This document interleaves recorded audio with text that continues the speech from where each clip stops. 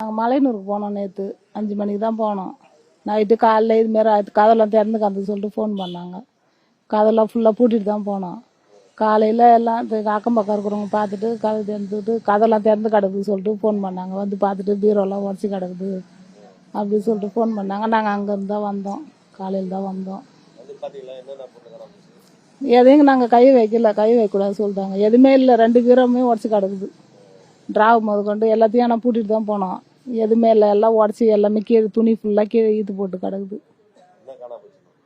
அதான் நகை தான் வச்சுருந்தோம், 25 பவுன். கல்யாணம் பண்ணோம் மருமகளுக்கு, இப்போ தான் பிள்ளை கல்யாணம் பண்ணோம். அவங்க ஒரு 10 பவுன் போட்டாங்க. நான் ஏற்கனவே கொஞ்சம் நகை வருஷம் செஞ்சு வச்சுருந்தெல்லாம் இருந்தது, அதெல்லாம் வந்தது. அதெல்லாம் எடுத்துன்னு வந்து வச்சுருந்தேன் மாற்றிட்டு. பணம் அதான் நெல்லி போட்ட காசு ஒரு 55,000 வச்சுருந்தேன்.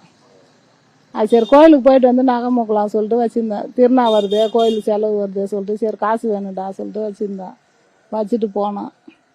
அதான் நைட்டு காணாமல் போயிட்டு உடச்சிட்டு இருக்கிறானுங்க. பார்த்தாங்க.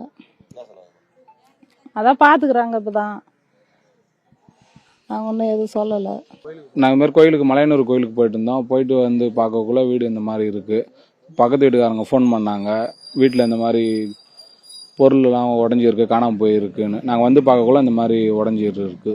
யார் வந்து எடுத்துகிட்டு போனதுன்னு தெரியல. நைட்டில் பூட்டை உடச்சிருக்காங்க, வீட்டு கேட்டு பூட்டி உடச்சிருக்காங்க, பீரோ பூட்டி உடச்சிருக்காங்க, எல்லாத்தையும் உடச்சிருக்காங்க. யார் உடச்சிட்டு எடுத்துகிட்டு போனாங்கன்னு தெரியல. ஆமாம், நகை காணாமல் போயிடுச்சு. ஒரு 25 பவுன் நகை இருக்கும், காசு ஒரு 55,000 இருக்கும். மற்ற பொருள் எதுவும் இல்லை, ஒரு நகை காசு மட்டும்தான் காணாமல் போயிருக்கு. வீடு ஃபுல்லாக உடச்சி வச்சுருக்காங்க. போலீஸ்லாம் வந்து பார்த்தாங்க, எல்லாரும் வந்து செக் பண்ணிட்டு இருக்காங்க.